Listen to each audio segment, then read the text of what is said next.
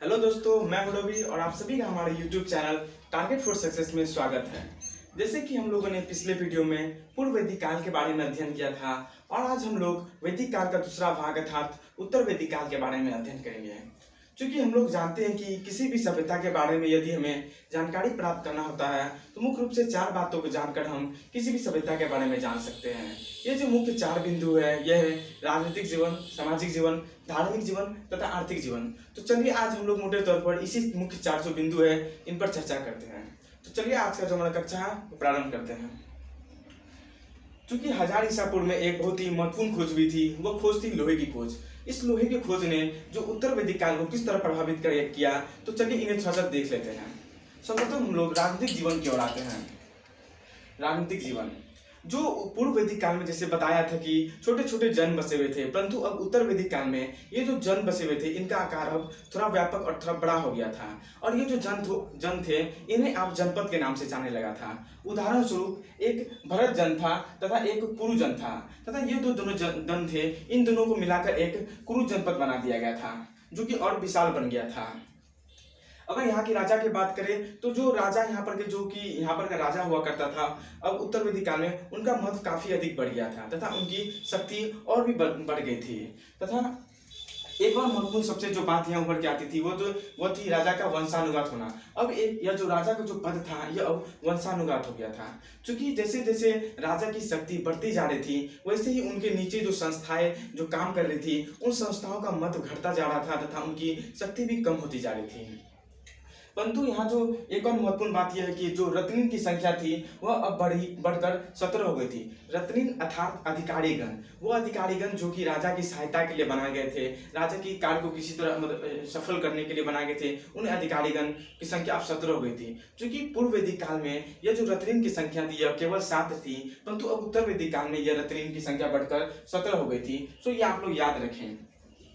अगर कर व्यवस्था की बात करें तो कर व्यवस्था अब थोड़ा सा पूर्व वैदिक काल की तुलना में काफी अधिक सुधार हो गया था। अब यह जो कर था अब मनुष्यों द्वारा स्वेच्छा से नहीं दिया जाता था, बल्कि कर को अब नियमित कर दिया गया था। इस प्रकार हम कर सकते हैं कि कर व्यवस्था में भी काफी अधिक सुधार हुआ। हम लोग राजनीतिक जो जीवन था इनके बारे में जान लिया, अब हम लोग थोड़ा सामाजिक जीवन की ओर आते हैं। क्योंकि समाज का जो सबसे छोटा वर्ग था वह परिवार ही था और यह परिवार मिलकर ग्राम का निर्माण करते थे तथा ग्राम से जो ऊपर का भाग होता था उन्हें 20 करते थे तथा बहुत से 20 मिलकर जन का निर्माण करते थे। और जो सबसे महत्वपूर्ण एक बात जो थी पूर्व वैदिक काल में जो उत्पन्न हुई थी, हम लोग बताए थे कि वर्ण व्यवस्था की शुरुआत पूर्व वैदिक काल में हुई थी। तो उत्तर वैदिक काल में एक पूर्ण वर्ण व्यवस्था में एक और बदलाव हुआ। वो बदलाव यह हुआ कि अब वर्ण व्यवस्था जो थी अब वह कर्म आधारित नहीं बल्कि अब जन्म आधारित हो गई थी। अर्थात जो पूर्व वैदिक काल में जो वर्ण व्यवस्था थी वो केवल कर्म आधारित थी, अर्थात जो जैसा काम करे उसके अकॉर्डिंग उसको समाज में जगह मिलती थी। परंतु अब यह जो वर्ण व्यवस्था थी अब जन्म आधारित हो गई थी। समाज के जो वर्गों को अब 4 भागों में बांट दिया गया था, जिसमें जो सबसे बड़ा होता था उन्हें हम ब्राह्मण का करते थे तथा उनसे जो छोटा वर्ग होता था उन्हें क्षत्र तथा उनसे नीचे का स्थान रखते थे उन्हें वैश्य तथा जो सबसे निम्न जात के थे उन्हें शूद्र कहा जाने लगा था। इस प्रकार हम कह सकते हैं कि यह वर्ण व्यवस्था में काफी अधिक बदलाव उत्तर वैदिक काल में हुआ था। और एक और महत्वपूर्ण जो व्यवस्था यहाँ पर प्रारंभ हुई थी वह थी आश्रम व्यवस्था, जो कि उत्तर वैदिक काल में प्रारंभ हुई थी। यह काफी अधिक महत्वपूर्ण है और इनसे काफी अधिक प्रश्न भी पूछे जाते हैं। तो चलिए इन जो आश्रम व्यवस्था थी यह क्या थी इनके बारे में थोड़ा सा जान लेते हैं। यह आश्रम व्यवस्था में जो मनुष्य के जीवन का काल था इन काल को 4 भागों में बांट दिया था।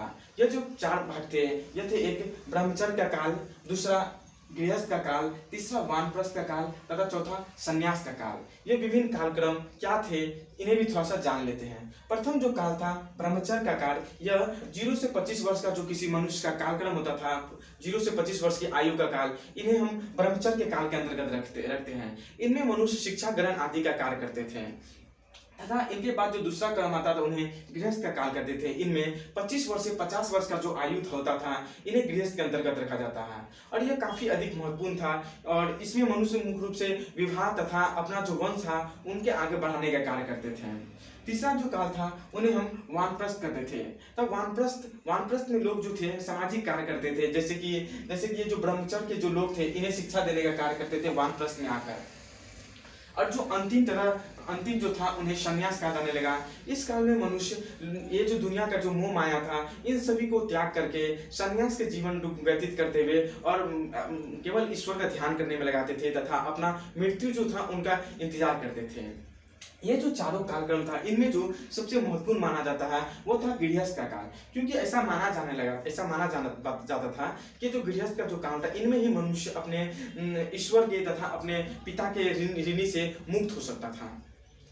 हम लोग ये जो महत्वपूर्ण जो आश्रम व्यवस्था थी इन्हें जान लिए। अब थोड़ा सा स्त्री जो समाज की स्त्रियों की क्या दुर्दशा थी उनके बारे में जान लेते हैं। क्योंकि पूर्व वैदिक काल में स्त्रियों की स्थिति काफी अच्छी थी, परंतु अब उत्तर वैदिक काल में थोड़ा सा यह बदलाव हो गया था। अब स्त्रियों की जो दशा थी वो दिन प्रतिदिन थोड़ी थोड़ी गिरते जा रही थी। तो चलिए देखते हैं कि स्त्रियों के बारे में क्या क्या प्रमुख बातें थी। यहाँ जो समिति तथा विधव, समिति और ये विधव ये कुछ संस्थाएं थी, जैसे हम लोग बताए थे ये प्रमुख संस्थाएं के रूप में आती थी उत्तर वैदिक काल में। ये जो संस्था में पहले पूर्व वैदिक काल में महिलाओं को भी अनुमति थी कि ये भी उनके सदस्य हो सकते थे, परंतु अब उत्तर वैदिक काल में महिलाओं को इन जो समिति तथा विधव में वो सदस्य बनने से इन्हें वंचित कर दिया गया था तथा बहुत सी नई प्रथाएं भी प्रारंभ हो गई थी, जैसे पर्दा प्रथा की शुरुआत हो गई थी तथा दहेज प्रथा भी स्टार्ट हो गई थी। इन सभी से हम कह सकते हैं कि अब जो महिलाओं की स्थिति थी पूर्व वैदिक काल की तुलना में अब उत्तर वैदिक काल में थोड़ी नीचे गिर रही थी। परंतु इन सभी के बावजूद भी कुछ ऐसी स्त्री थी जो कि समाज में उभर कर उतरे तथा महिला पुरुषों के भांति अपना कार्य किया। ये उस विदुषी महिलाओं में कुछ प्रमुख नाम थे, मैत्रेय, गार्गी, ऐसे भी कुछ और महिलाएं थी जो कि प्रमुख थी जिनसे प्रश्न पूछे भी जाते हैं। तो आप लोग यह नाम जरूर याद रखें, मैत्रेय तथा गार्गी ये दो विदुषी महिलाएं थी जो कि काफी प्रमुख थी। अगर दास की बात करें तो ये जो दास के यहाँ का जो दास का जो जीवन था उनका थोड़ा अच्छा ही बोल सकते हैं, क्योंकि यहाँ उनका अधिक शोषण नहीं किया जाता था। और भोजन का बात करें तो यहाँ मुख्य रूप से लोग शाकाहारी और मांसाहारी दोनों तरह के भोजन करते थे। और मनोरंजन का बात आए तो यहाँ पर लोग गुरुद्वारी तथा पांसा का खेल खेलते थे तथा नृत्य और संगीत में भी रुचि रखते थे। ये उनके मनोरंजन के साधन थे। सामाजिक जीवन के बाद हम लोग थोड़ा सा आर्थिक जीवन की ओर आते हैं। क्योंकि हम लोग बताया ही क्या कि 1000 ईसा पूर्व में लोहे की खोज हुई थी। क्योंकि लोहे की खोज जैसे हुई या इससे इनके बाद नए नए औजार तथा हथियार बनने लगे थे, जिनसे कृषि आदि कार्य में काफी अधिक उन्नति हुई। क्योंकि पूर्व वैदिक काल में लोग केवल पशुपालन करते थे, ज्यादा पशुपालन मुख्य व्यवसाय था, परंतु अब उत्तर वैदिक काल में पशुपालन न के मुख्य व्यवसाय के रूप में कृषि उभर के आया और कृषि इनका प्रमुख व्यवसाय बन गया था। और दूसरा जो प्रमुख व्यवसाय था अब वो पशुपालन बन गया था। ये दोनों पूर्व वैदिक काल तथा उत्तर वैदिक काल में काफी अधिक फर्क है, इन्हें आप लोग जरूर ध्यान रखें कि पूर्व वैदिक काल में मुख्य व्यवसाय पशुपालन था, परंतु अब उत्तर वैदिक काल में जो मुख्य व्यवसाय था वह कृषि हो गया और दूसरा मुख्य व्यवसाय वो पशुपालन हो गया।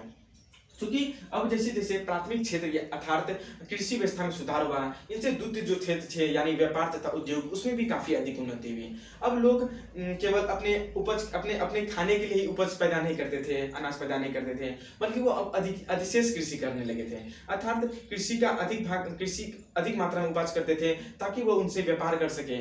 तथा बहुत से ऐसे साक्ष्य भी मिले हैं, विदेशी व्यापार के भी साक्ष्य मिले कि ये जो जन के लोग थे, उत्तर वैदिक काल के जो लोग थे, ये विदेशों से भी व्यापार करना प्रारंभ हो गया था। परंतु अभी तक किसी प्रकार के सिक्के का जो साक्ष्य अभी तक उत्तर वैदिक काल में भी नहीं मिला था। यहाँ पर हम लोग लिख दिए सिक्के का भी प्रचलन नहीं था, इनके साक्ष्य नहीं मिले थे।